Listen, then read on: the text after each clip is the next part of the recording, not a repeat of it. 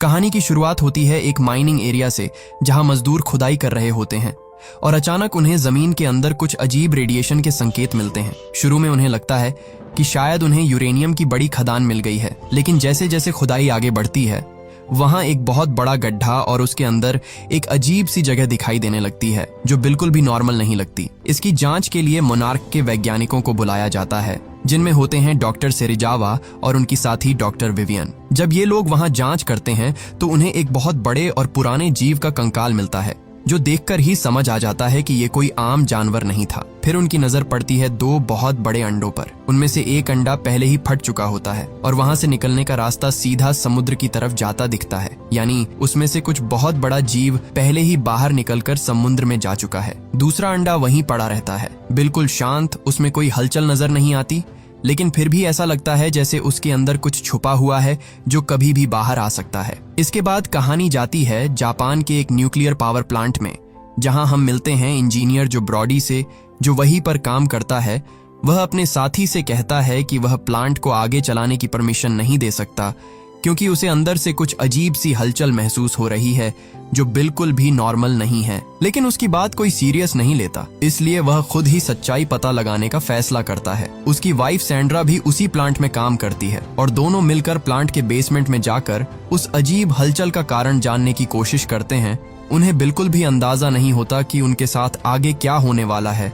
तभी अचानक प्लांट के अंदर बहुत तेज हलचल शुरू हो जाती है, जैसे कोई भूकंप आ गया हो। चारों तरफ कंपन बढ़ने लगता है और सब कुछ कंट्रोल से बाहर जाने लगता है, जो तुरंत अपनी वाइफ से संपर्क करने की कोशिश करता है और उसे कहता है कि जितनी जल्दी हो सके वहां से बाहर निकलो, क्योंकि अगर बेसमेंट में जमा रेडिएशन बाहर आ गया तो पूरा शहर तबाह हो सकता है। रेडिएशन लगातार बढ़ रहा होता है, इसीलिए जो खुद भागकर बेसमेंट के एंट्री गेट तक पहुंचता है और सैंड्रा का इंतजार करने लगता है। अंदर उसकी वाइफ और बाकी लोग बाहर निकलने की पूरी कोशिश कर रहे होते हैं, लेकिन रेडिएशन इतनी तेजी से फैल रहा होता है कि हालात और भी खराब हो जाते हैं। आखिर एक ऐसा वक्त आता है जब जो के पास कोई और रास्ता नहीं बचता। अगर वह गेट खुला रखता है तो रेडिएशन बाहर निकलकर पूरे शहर को बर्बाद कर देगा। मजबूरी में वह भारी दिल से गेट बंद कर देता है, जबकि उसकी वाइफ और बाकी लोग उसी के अंदर रह जाते हैं। कुछ ही पलों में पूरा प्लांट तबाह हो जाता है। ये सब कुछ उनका छोटा बेटा फोर्ड अपने स्कूल से देख रहा होता है। उसके सामने उसकी माँ की मौत हो जाती है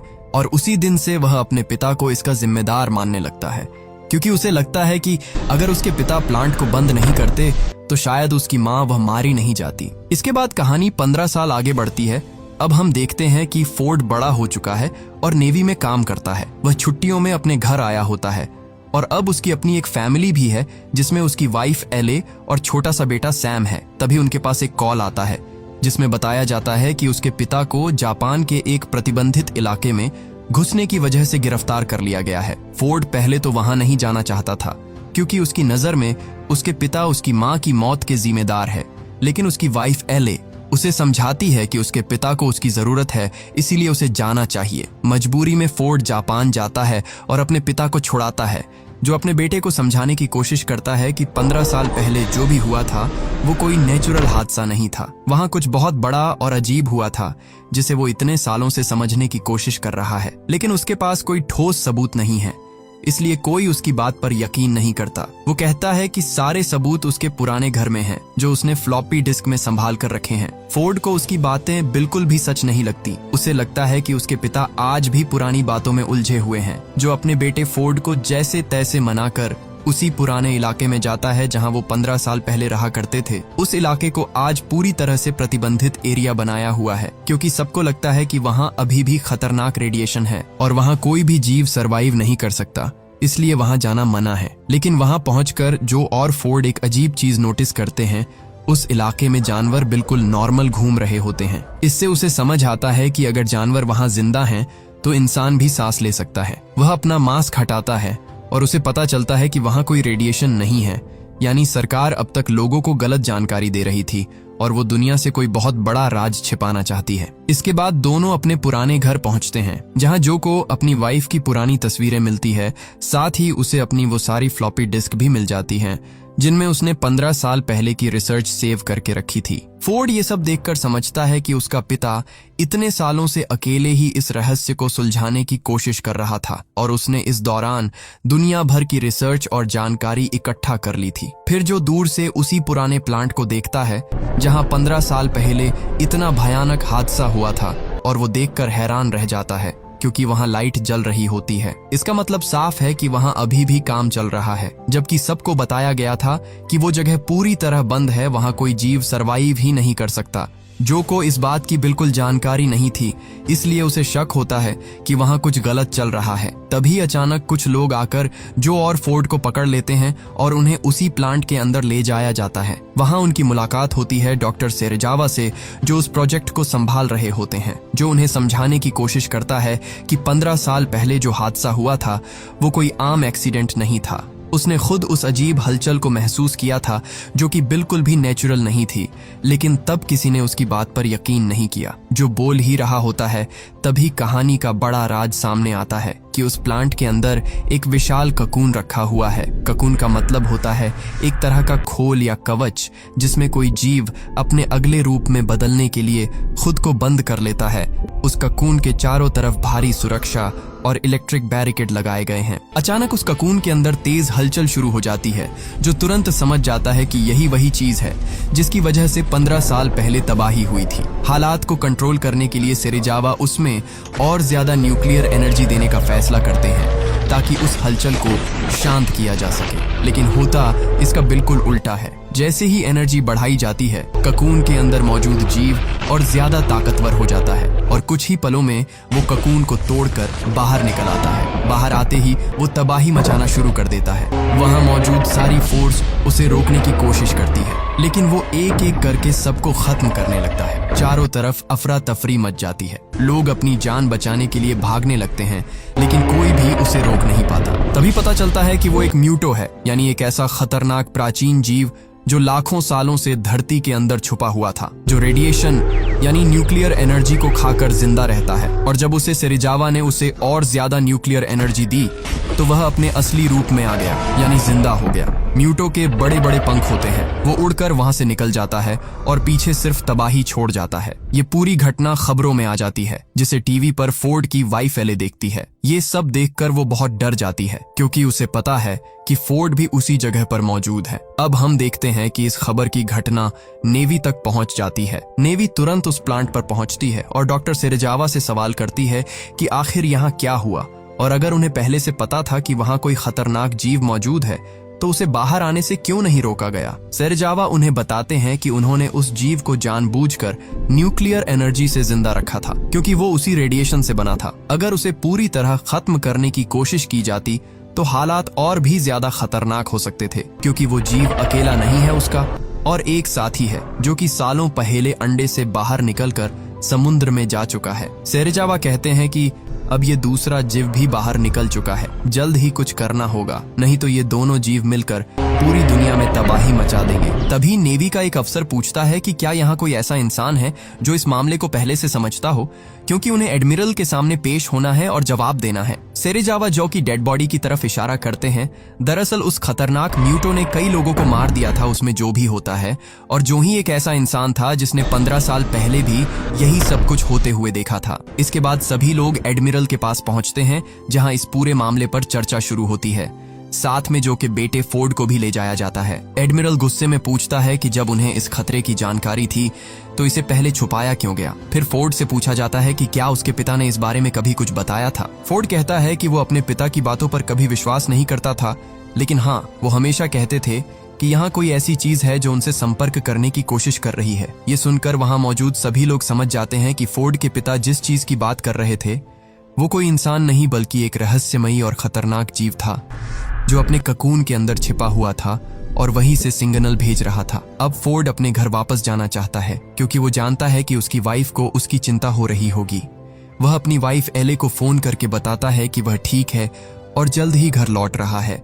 उसका घर कैलिफोर्निया में होता है और वह वहीं वापस जाने के लिए निकल पड़ता है। अब हम देखते हैं कि नेवी उस जीव को ढूंढने की पूरी कोशिश कर रही होती है, लेकिन क्योंकि वो पूरी तरह रेडिएशन से जुड़ा हुआ है इसलिए उसे रडार पर ट्रैक करना बहुत मुश्किल हो जाता है। इसी दौरान एक बड़ी रूसी न्यूक्लियर सबमरीन न्यूक्लियर मिसाइल लेकर उस इलाके से गुजर रही होती है, लेकिन अचानक वो लापता हो जाती है। कुछ समय बाद उसका पता चलता है और सब हैरान रह जाते हैं, क्योंकि वो किसी समुद्र में नहीं बल्कि एक घने जंगल के अंदर पड़ी होती है। जब टीम वहां पहुंचती है तो उन्हें समझ आता है कि उस म्यूटो ने उस पूरी सबमरीन को तोड़ दिया है और उसके अंदर मौजूद न्यूक्लियर मिसाइल को खा गया है। अब वो और ज्यादा ताकतवर हो चुका है और आगे बढ़ रहा है। यही से सेना को ये एहसास हो जाता है कि ये कोई आम खतरा नहीं है, बल्कि ये एक ऐसा जीव है जो न्यूक्लियर एनर्जी को अपनी ताकत बनाने के लिए इस्तेमाल कर रहा है। अब हालात को समझते हुए सेना तुरंत उसे ढूंढने के लिए अपने सारे सिस्टम एक्टिव कर देती है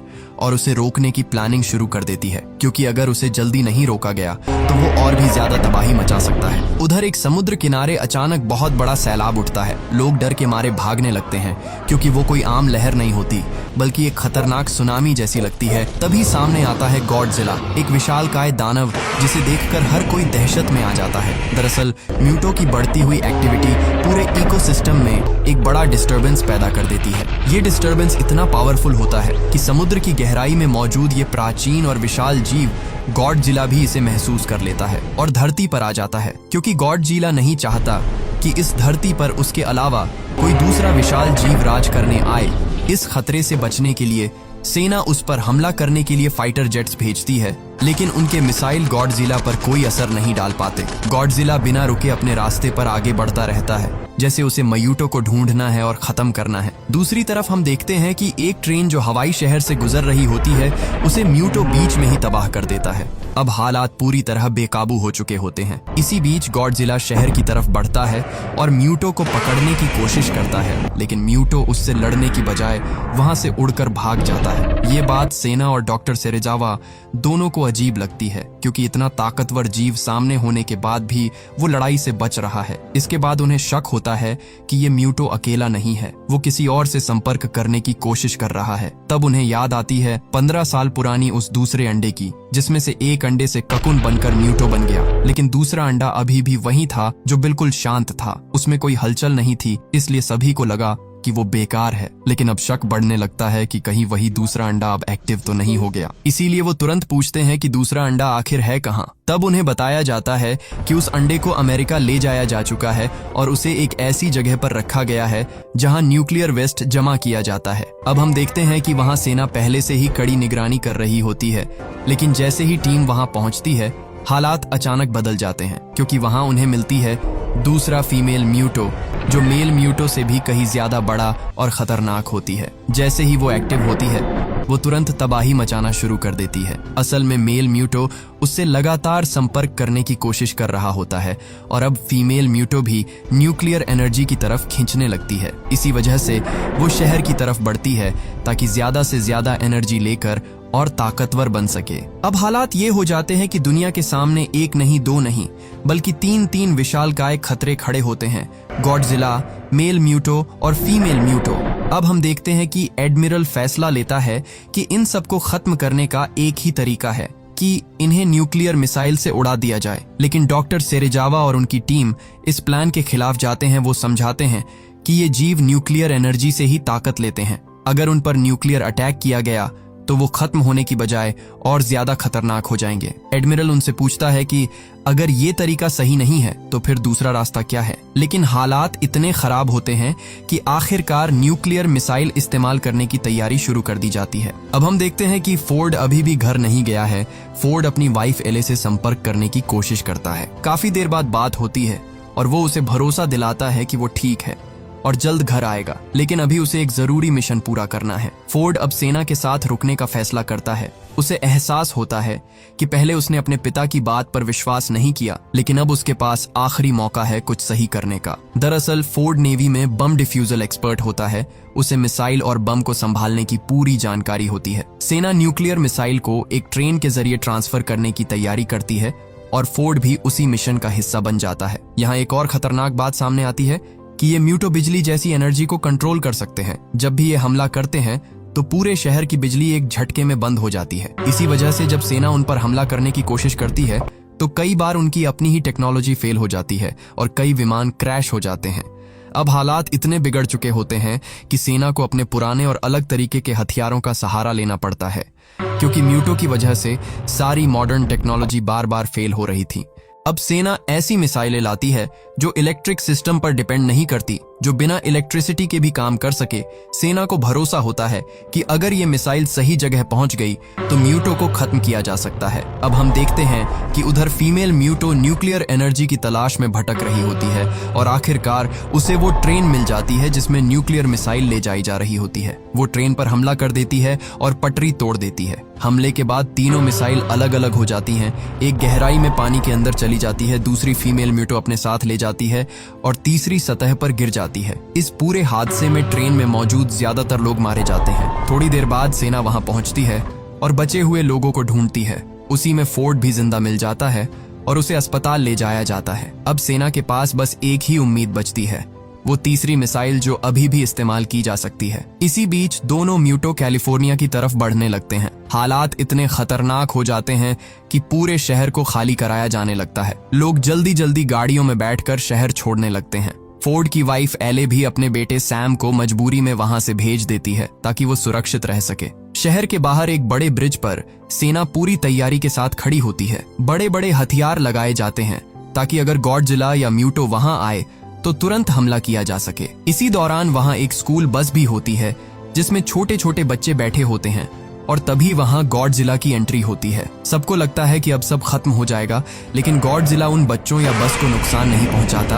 वो बस अपने रास्ते से गुजरने की कोशिश करता है, जैसे उसका टारगेट किसी को नुकसान पहुंचाना नहीं बल्कि उन दोनों दानवों को मारना हो। लेकिन सेना उस पर हमला कर देती है, लेकिन गॉडजिला वहां से बचकर फिर से पानी में चला जाता है। इसके बाद फीमेल म्यूटो कैलिफोर्निया शहर के बीच पहुंचती है।